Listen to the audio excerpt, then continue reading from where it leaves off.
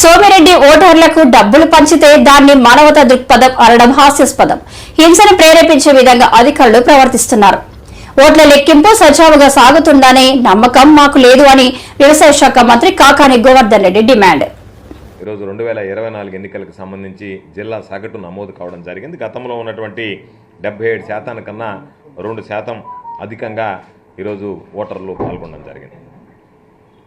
ఈ సందర్భంగా విశ్లేషించుకున్న తర్వాత ఎన్నికలకు సంబంధించినటువంటి ఫలితాలు, ప్రజల అభిప్రాయం, పోస్ట్ పోల్ సంబంధించినటువంటి అభిప్రాయాలు సేకరించిన తర్వాత నెల్లూరు పార్లమెంటు, తిరుపతి పార్లమెంటు ఈ పరిధిలో ఉన్నటువంటి శాసనసభ స్థానాలు కానీ 2 పార్లమెంట్లు కానీ వైఎస్ఆర్ కాంగ్రెస్ పార్టీ విజయం సాధించబోతుందనేటువంటి ఒక ఖచ్చితమైనటువంటి అభిప్రాయం ఈరోజు కలిగింది. అందులో భాగంగా ఈరోజు జిల్లాలో నెల్లూరు పార్లమెంటు, తిరుపతి పార్లమెంటు 2 గెలవడానికి సహకరించినటువంటి వైఎస్ఆర్ కాంగ్రెస్ పార్టీ నాయకులకి, కార్యకర్తలకి, ప్రజలకి నా హృదయపూర్వకమైనటువంటి ధన్యవాదాలు తెలియజేస్తున్నాను. నెల్లూరు జిల్లాలో ఉండేటువంటి 8 స్థానాలు, పార్లమెంట్లో ఉన్నటువంటి 7తో పాటు సర్వేపల్లి నియోజకవర్గం కానీ, తిరుపతి జిల్లాలో ఉన్నటువంటి 3 నియోజకవర్గాలు, ఈరోజు తిరుపతి జిల్లాలో ఉన్నటువంటి 3 నియోజకవర్గాలు కానీ, ఈ 11 నియోజకవర్గాలు కూడా నెల్లూరు, తిరుపతి పార్లమెంటుతో పాటు వైఎస్ఆర్ కాంగ్రెస్ పార్టీ ఖాతాలో జమ కానున్నాయి.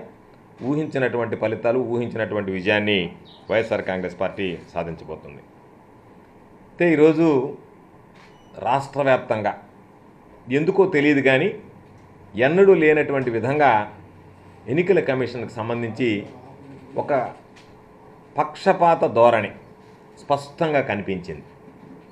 కొన్ని పోలింగ్ స్టేషన్లో అయితే వైఎస్ఆర్ కాంగ్రెస్ పార్టీకి సంబంధించినటువంటి ఏజెంట్లని మాచర్లే ఉదాహరణ తీసుకుంటే బలవంతంగా బయటకు లాగేసి, పురుషులు, మహిళలు, తెలుగుదేశం పార్టీకి సంబంధించినటువంటి వాళ్ళు ఏకపక్షంగా దాడి చేసి, వాళ్ళని నిలువరించి, వాళ్ళ ఓట్లు రిగ్గింగ్ చేసి రిగ్గింగ్కి పాల్పడడం జరిగింది.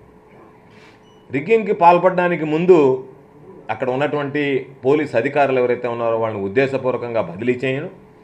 ఎన్నికల కమిషన్ ఎవరినైతే నియమించిందో ఆ బాధ్యత ఎన్నికల కమిషన్ తీసుకోకుండా ఈరోజు పోలీస్ అధికారుల మీద చెప్పడం. ఎందుకంటే ఆ పోలీస్ అధికారులు గతంలో ఎవరైతే పనిచేశారో వాళ్ళు సమర్థవంతంగా పనిచేయడం లేదు, నిష్పక్షపాతంగా వ్యవహరించడం లేదు, పక్షపాతంగా వ్యవహరిస్తున్నారని చెప్పి వాళ్ళు నిష్పక్షపాతంగా వ్యవహరించేటువంటి అధికారులు, సమర్థవంతమైనటువంటి అధికారులు మేము ఎంపిక చేస్తామని ఎంపిక చేస్తే ఈరోజు అక్కడ హింస ప్రజ్వరిల్లింది. దీనికి బాధ్యత ప్రధానంగా ఎన్నికల కమిషన్నే ఈరోజు వహించాల్సినటువంటి అవసరం ఉంది. కాబట్టి ఎన్నికల కమిషన్ వాళ్ళ పక్షపాత ధోరణితో కావాలని ఉద్రిక్తతలు రెచ్చగొట్టి, ఎక్కడైతే వైఎస్ఆర్ కాంగ్రెస్ పార్టీకి అనుకూలంగా ఉంటుందో అక్కడ విపరీతమైనటువంటి బందోబస్తు పెట్టి భయభ్రాంతులకు గురి చేసి, వాళ్ళకి మనకు సంబంధించినటువంటి వైఎస్ఆర్ కాంగ్రెస్ పార్టీ సానుభూతి పరులను ఓటింగ్కి రాకుండా చేసి, అదేవిధంగా తెలుగుదేశం పార్టీకి పట్టు ఉన్నటువంటి ప్రాంతాల్లో ఎక్కడ నామమాత్రంగా కూడా పోలీసు బందోబస్తు లేకుండా వాళ్ళు యథేచ్ఛగా రిగ్గింగ్ పాల్పడడానికి మీరు సహకరించారు. సీఈఓనే, రాష్ట్ర ఎన్నికల అధికారి, ప్రధాన అధికారే ఏదైతే ఈరోజు పిన్నెల్లి రామకృష్ణారెడ్డి గారు వీడియోలో ఏదైతే దృశ్యాలు కనపడ్డాయో ఆ వీడియో మేము విడుదల చేయలేదు అని చెప్పి ఆయన ప్రకటించడం జరిగింది. ఎన్నికల కమిషన్ పరిధిలో అత్యంత గోప్యంగా ఉండాల్సినటువంటి ఆ వీడియో బయటకు వెళ్ళింది, అది మాకు సంబంధం లేదు అని చెప్పి రాష్ట్ర ఎన్నికల ప్రధానాధికారి చెప్పాడు అంటేనే ఎన్నికలు ప్రహసనంగా మారాయా లేదా అనేటువంటిది ఈరోజు ఆలోచన చేయాల్సి, దేనికి భద్రత ఉందనేటువంటిది ఆలోచన చేయాల్సినటువంటి పరిస్థితి. అంత గోప్యంగా ఉండవలసినటువంటి ఆ వీడియో క్లిప్పింగ్ ఏదైతే ఉందో ఆ వీడియో క్లిప్పింగ్ బయటకు వచ్చింది, అది సోషల్ మీడియాలో హల్చల్ చేసింది. కాబట్టి ఆ క్లిప్పింగ్ మేము విడుదల చేయలేదు అంటే పోలీస్ అధికారులు విడుదల చేశారా, దర్యాప్తు చేస్తున్నటువంటి అధికారులు విడుదల చేశారా, ఎవరు విడుదల చేస్తే అది బయటకు వెళ్ళిందనేటువంటి దాని మీద కనీసం ఇప్పటి వరకు దృష్టి పెట్టినటువంటి నేపథ్యం లేదు. ఏదో మేము విచారిస్తున్నామని చెప్పి ఈరోజు చేతులు దులుపుకునేటువంటి పరిస్థితి. కాబట్టి ఎన్నికల కమిషన్ ఈసారి నిష్పక్షపాతంగా, పారదర్శకంగా ఎన్నికలు నిర్వహించడంలో వైఫల్యం చెందింది అని చెప్పి మేము భావిస్తున్నాం. నేను వ్యక్తిగతంగా కూడా అభిప్రాయపడుతున్నా. జరిగినటువంటి సంఘటనలన్నీ చూస్తే అనేక సందర్భాలలో వైఎస్ఆర్ కాంగ్రెస్ పార్టీకి సంబంధించినటువంటి పోలింగ్ ఏజెంట్ల మీద దాడి చేస్తే నామమాత్రంగా, మొక్కుబడిగా వ్యవహరించారు.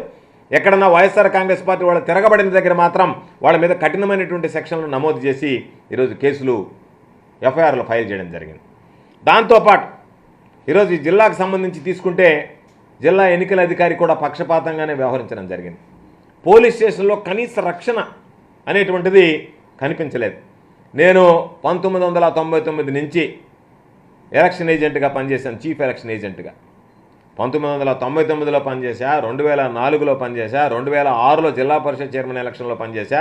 రాష్ట్ర ఎన్నికల కమిషన్ జరిగినటువంటి ఎన్నిక కూడా సమర్థవంతంగానే నిర్వహించింది. 2009లో నేను చీఫ్ ఎలక్షన్ ఏజెంట్గా పనిచేశా. 2014, 2019, 2024లో నేనే అభ్యర్థిగా ఈరోజు పర్యటించడం జరిగింది. ఎన్నడూ లేనటువంటి విధంగా అసలు కనీస సదుపాయాలు లేకుండా ఈరోజు పోలింగ్ బూతులు నిర్వహించడం జరిగింది. పోలింగ్ బూతుల్లో అయితే నేను తిరిగినటువంటి బూతుల్లో కనీసం కరెంటు కనెక్షన్ ఉందా లేదో కూడా చూసుకోకుండా ఎక్కడికి వెళ్ళినా ఈవీఎంలు మొరాయించాయి, ఈవీఎంలు పనిచేయటం లేదు, గంటల కొద్దీ ఆలస్యమైందని చెప్పి పాపం సిబ్బంది కొన్ని దగ్గరలో అయితే వాళ్ళు కనీసం ఆహారం కూడా అందించలేకపోయారు. ఆహారం లేకున్నా సరే పాపం సిబ్బంది విధులు నిర్వహించారు. కొంతమంది పాపం ఎక్కడికన్నా వెళితే తాగడానికి నీరు లేదు, క్యూలేమో చాంతాడంతా, బ్యారికేడింగ్ లేదు, షామియానాలు లేవు, కుర్చీలు లేవు, దివ్యాంగులను తీసుకెళ్లి ఓటు వేయించడానికి ఎక్కడ అరాకొరా కూడా ఒకసారి